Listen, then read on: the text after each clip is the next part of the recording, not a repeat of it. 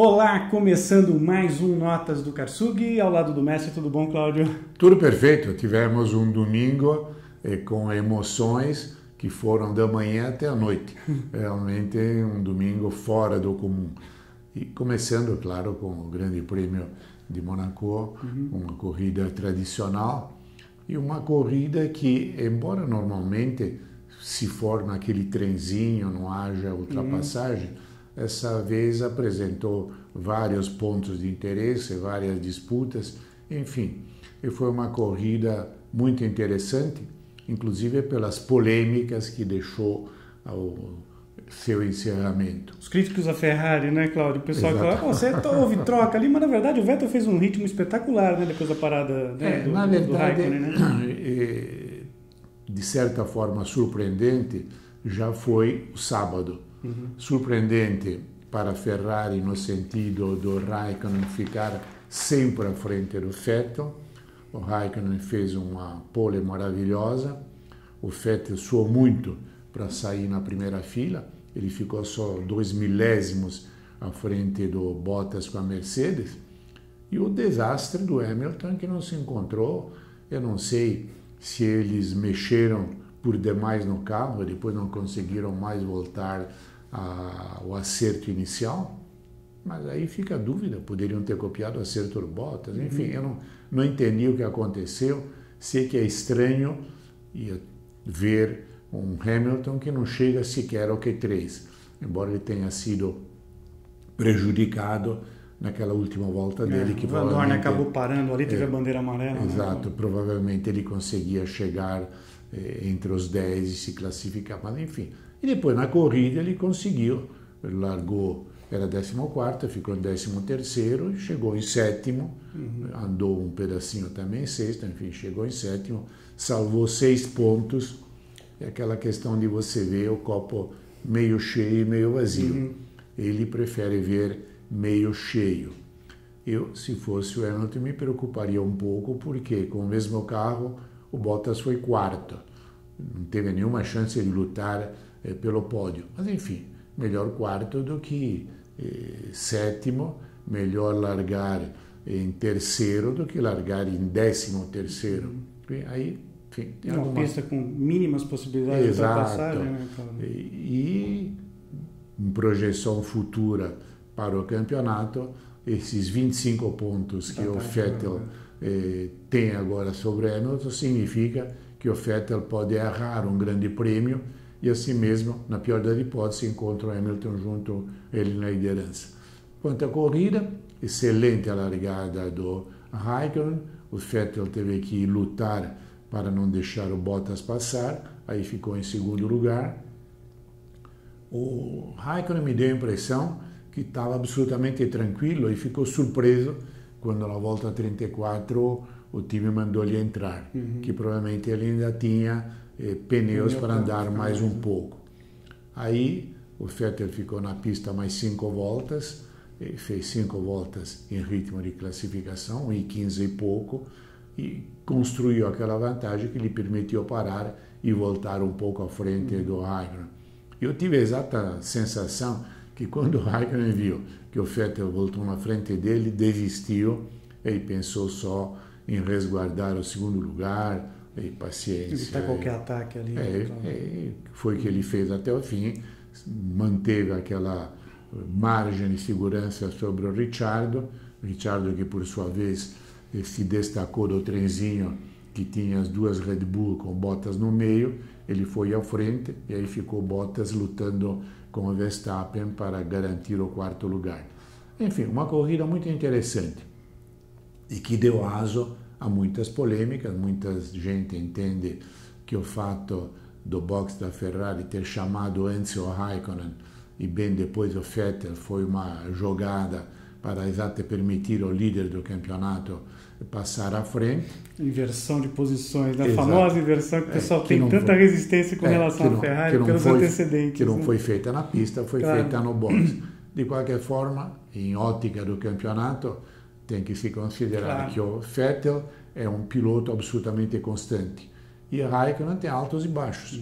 Se o Raikkonen fosse sempre o que vimos em Mônaco, claramente eu acho que a Ferrari deixava corrida livre, porque teria 2 homens lutando pelo título. Lembrando assim, na verdade, tem um só. Claro, lembrando que em 6 etapas, né, Cláudio, nós tivemos 3 vitórias do Vettel e as outras 3 corridas ele chegou em segundo lugar, quer dizer, subiu ao pódio, sempre em primeiro e em segundo. Ele tem uma constância de rendimento que na ótica do campeonato é extremamente importante.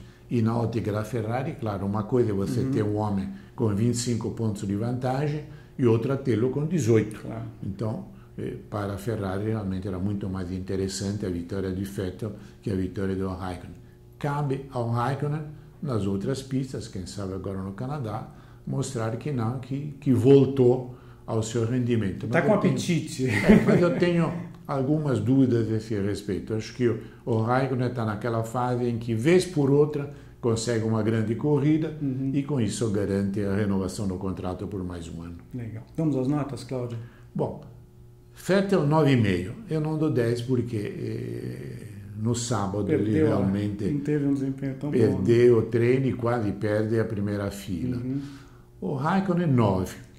Uma pole excepcional, mas depois da corrida ele talvez sentiu a decisão do box, inclusive ele reclamou depois na entrevista, diz, é um jogo de equipe, eu não posso decidir sozinho, mas foi estranho, tal.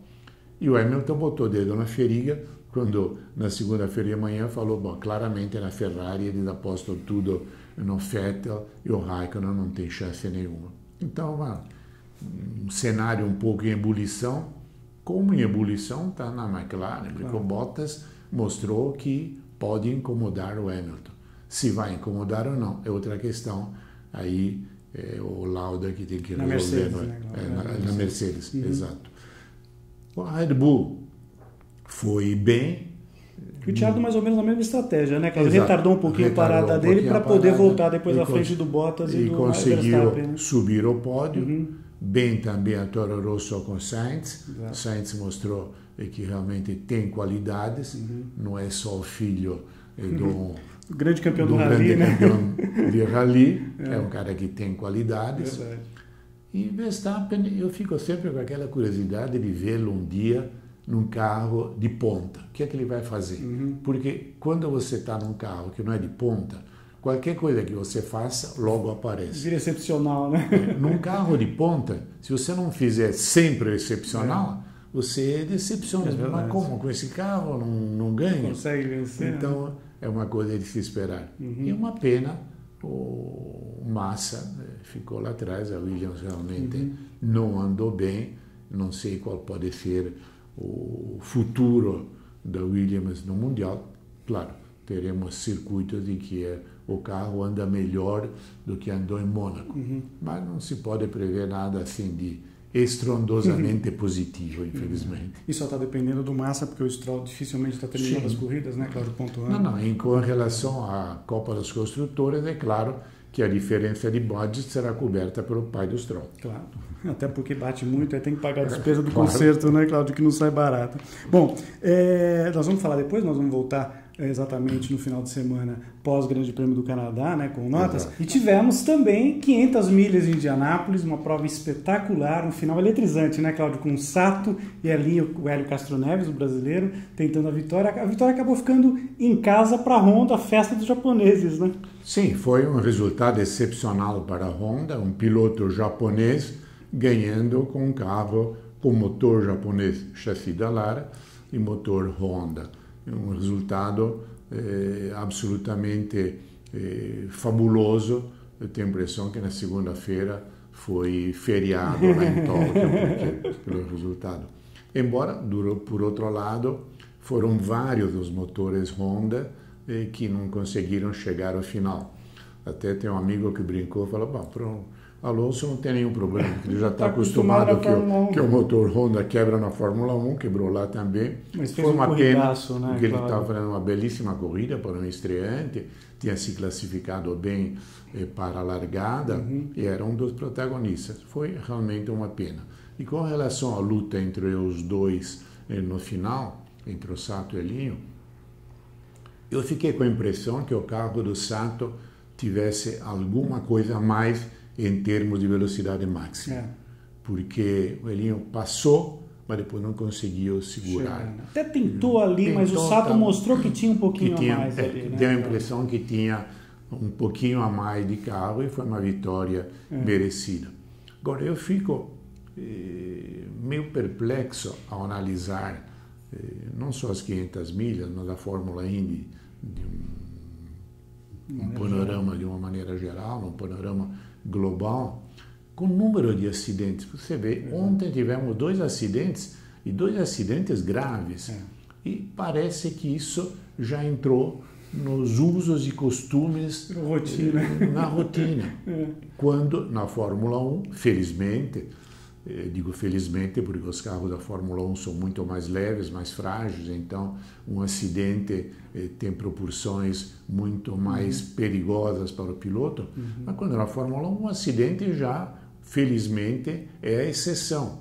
Tivemos em Mônaco, culpa do Button realmente teve um momento em que ele acho que pensou que estava ainda de férias. Se precipitou ali com o Verlaine acabou tombando. E quando se viu o Verlaine chapado no guarda-reio com o carro de lado, realmente, a primeira impressão minha, fiquei muito preocupado, porque ele podia ter morrido. Se batesse a cabeça, teria morrido. Felizmente não aconteceu nada, foi só um acontecimento, um acidente espetacular, mas essa diferença me deixa perplexo no fato que na Fórmula 1 o acidente hoje em dia, felizmente, é exceção e todo mundo se preocupa em que não se repita.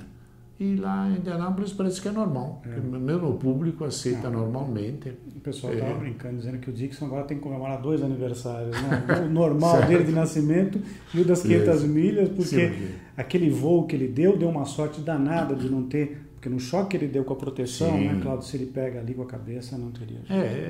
Bom, enfim, cada um tem seus gostos, tem suas formas de correr, de viver e tal. De qualquer forma, também faz parte da magia das 500 milhas, esse risco todo, né, Cláudio, infelizmente. Eu, na verdade, preferiria eliminar o risco. Ficava só com o resto, as ultrapassagens muito bonitas, a luta, aqueles toques, às vezes, roda a roda. Mas o acidente... não me agrada. Bom, e falando em Indianápolis, só para a gente fechar essa parte de corridas efetivamente, 2 dias antes das 500 milhas, tivemos as 100 milhas da Indy Lights e já falamos do Matheus Leite, o brasileiro, o gaúcho, que já veio aqui com a gente, 19 anos, venceu em sua estreia no oval, Cláudio, estreando lá na Indy Lights, nas 100 milhas de Indianápolis, de ponta a ponta a vitória do Matheus. E não é fácil. Espetacular, realmente... resistiu muito bem, muito legal. A gente tem um brasileirinho chegando ali com gás para, quem sabe, brevemente estar na Indy, né, Cláudio? Mesmo porque os brasileiros que estão na Indy já têm uma certa idade. É verdade. Não estou chamando ninguém de velho. Inclusive não caberia de minha parte. Mas os 2 que estão lá, os 2 brasileiros, o Tony e o Elinho, já têm uma certa idade. E o Tony também fez uma bela prova, 5º lugar, né? Chegou a liderar a corrida também, né, Cláudio? É muito bom ver alguém que pode se juntar a eles. Pois é, vamos torcer, né? Bom, para fechar, eu sempre tenho encerrado o Notas do Karsug aqui com o site do Karsug, a dica para você acompanhar tudo sobre a indústria automobilística, sobre o automobilismo, futebol também, eu sei que todo mundo é apaixonado também, mas tem uma dica lá muito legal, né, Cláudio? Agora com novidades na parte de motor de 3 cilindros, né, Cláudio? Exato, nós já testamos vários carros com motor de 3 cilindros, o 3 cilindros da Fiat, estou acabando de testar agora o 3 cilindros da Up com turbo, eu tinha testado antes o sem turbo, vamos ver agora também, testamos o EcoBoost da Ford 3 cilindros, por enquanto apenas restrito ao top da linha Fiesta, o Titanium, mas pelo que sei parece que a Ford está estudando oferecer esse motor que é excelente, é em sentido absoluto o mais potente, 1 litro 3 cilindros com 125 cavalos, também numa versão mais barata. Vamos ver o que vai acontecer, mas esse downsize de cilindrada, essa redução de cilindrada e a redução de número de cilindros, realmente tendência, né, é uma tendência que veio para ficar. Verdade. Você falando em número, porque me chama a atenção essa coisa dos números ímpares para os cilindros. Eu lembro da Audi, né? Durante muito tempo teve 5 cilindros, né, Cláudio? Todo mundo olhava. Eu já estranho, né? Não, mesmo quando se tentou fazer alguma coisa diferente, todo mundo sempre ficou meio coisa. Eu lembro que um dos grandes projetistas da Fiat, o Dante Giacosa, isso ainda na década de 30, quando ele fez o Topolino, ele tinha pensado num motor 3 cilindros, mas depois chegou à conclusão que, com a técnica que existia naquele tempo, seria um motor manco. Então desistiu e foi para um mais tradicional 4 cilindros, embora um 4 cilindros de cilindrada mínima, porque era 500 centímetros cúbicos. Legal. Então fica a dica para você acompanhar no site do Karsug. E voltamos, né, Cláudio, para falar no final de semana pós-GP do Canadá e pós-GP da Espanha na MotoGP, não é isso? Sim, MotoGP que se torna extremamente interessante, e cada vez alguém ganha. Variação, né? Variações.